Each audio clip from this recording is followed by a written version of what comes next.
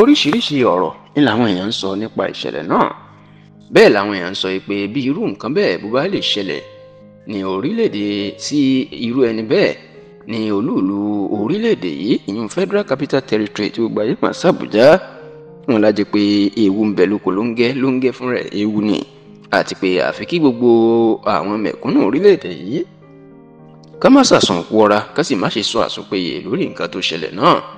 Ǹjẹ́ kí ni nǹkan tó ṣẹlẹ̀ tó fi di ariwo ńlá tàfi ní kí àwọn mẹ̀kúnnù ká má ṣe sun àsùnpìyè àti àsùnpara ká sì ṣe ojú ọ̀rọ̀ wọn ní ojú alákàfin sọrí?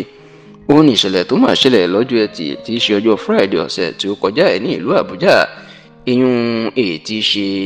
ọjọ́ 11 oṣù kẹrin ọdún tá a wà yìí, the 11th of April 2025, pẹ̀lú bí wọ́n ṣe jí mọ́tò olùdámọ̀ràn pàtàkì olùdámọ̀ràn lórí ètò ààbò orílẹ̀-èdè yìí, National Security Adviser tí gbogbo ètò ààbò Nàìjíríà tó wà lábẹ́, tí wọ́n ṣe jí mọ́tò ẹgbẹ́ ìyún Alhaji Nuhu Ribadu, tó sì jẹ́ pé dàsìkò tá à ń ṣàkójọpọ̀ ròyìn yìí wọn kò tí ì rí mọ́tò Toyota Hilux tí wọ́n jí gbé náà tó jẹ́ ti Nuhu Ribadu ní ìlú Àbújá, wọn kò tí ì rí. Tẹlifíṣàn Yorùbá Tòótọ́ gbọ́ pé ọ̀kan lára àwọn òṣìṣẹ́ abẹ́ Nuhu Ribadu ni ló gbé mọ́tò Toyota Hilux náà jáde. Bó ṣe di nǹkan bí aago kan ọ̀sán kọjá ìṣẹ́jú 5 ìlẹ́ni náà ní ló gba mọ́ṣáláṣí kan tó wà lágbègbè Àbújá municipal area, ìyún lágbègbè area 10, ní ló gba mọ́ṣáláṣí kan lọ láti kírun jímọ̀ tí ó ṣe pàtàkì sí àwọn mùsùlùmí.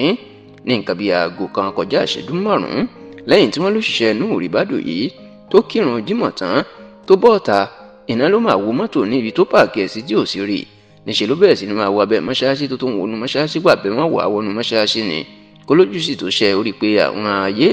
ìyẹn àwọn ẹrú kú wọ́n ti jí mọ́tò gbé lọ. Ìnú jẹ́ kọkùnrin náà kó fariwo bẹnu.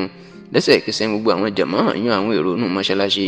náà sì jáde tó ń bá òṣìṣẹ́ Nuhu Ribadu tó ń bá wá mọ́tò, ṣùgbọ́n gbogbo akitiyan wọn ló já sí pàbó.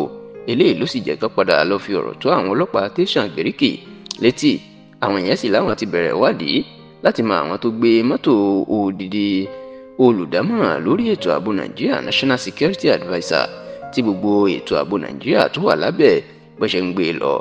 Látìgbà tọ́rọ̀ ẹ̀ ti jáde lọ̀rọ̀ ìmọ̀ àti dàríwó ńlá